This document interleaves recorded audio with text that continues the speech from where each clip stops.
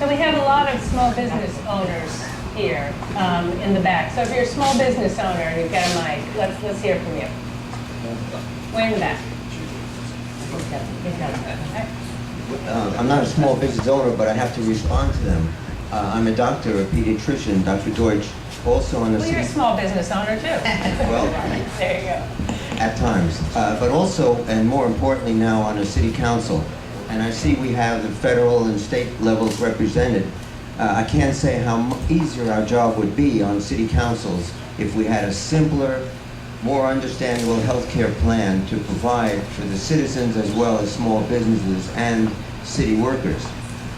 Right now, as you can imagine, the budget is being destroyed by escalating healthcare costs for city workers as well as small businesses moving out of the city because of the healthcare issue. So I would ask that the panel address the issue of simplicity and affordability.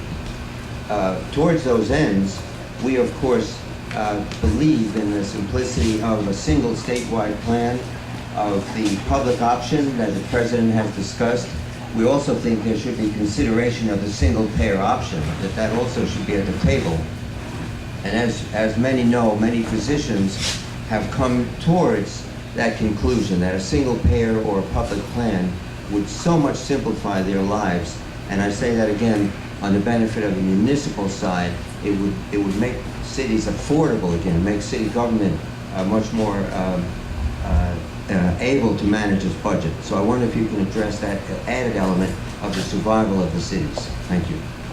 Thank you. And Well, just let me say that this, and we had, in fact, there's been debate about it and along the way, and there's some very attractive qualities to it. But as you see, the difficulty we're having, even getting support for a public option at this point here, we have to deal in the world of the attainable. And so in this case here, and there are those who feel very strongly about it, a lot of people in our state do, I'll consider it a great success if we can get a public option as part of this plan right now, given the competitive environment. the small business owner in the back, right? You have a small business? Yes, I do. And then we'll come right up to you. Thank well, you. those were your last two questions. You're in the speaker. Background, I think. Like an old data movie, in a way. Hello, my name is Penn Ritter, and I formed a company a number of years ago with my dad.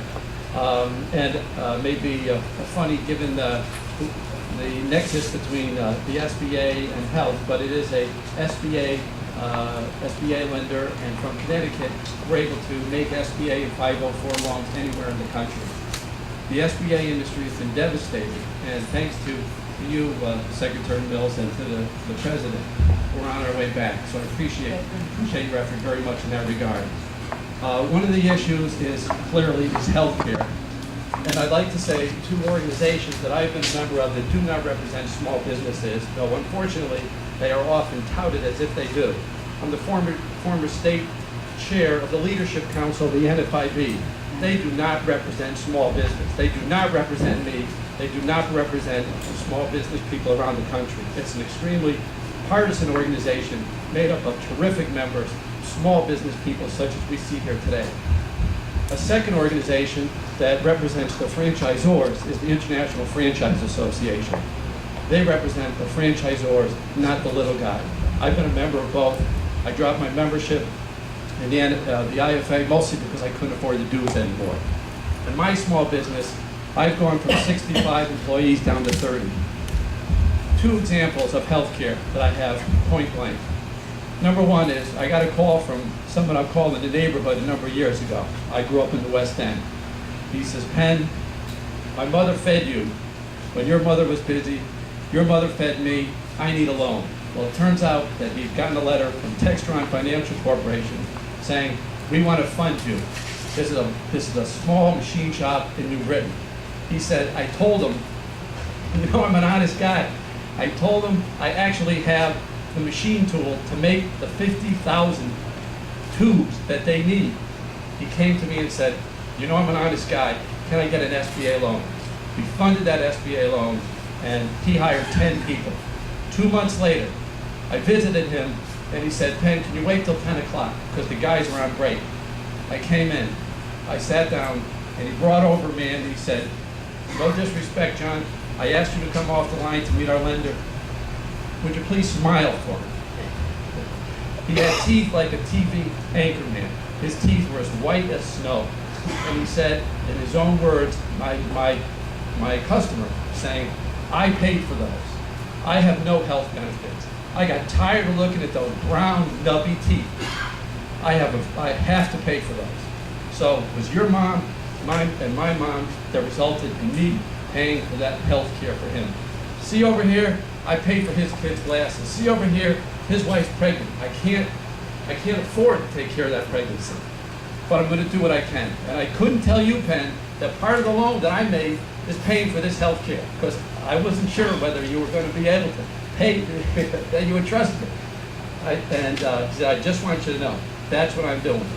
That happens every day. It's happened to me, it's happened to small business guys, and it's got to change. And I appreciate very, very much all of you being here from Kansas and from Maine and from our own state and from New Haven. And Senator, we're all with you on all fronts. We're all with you. As we were with your dad, we're all with you.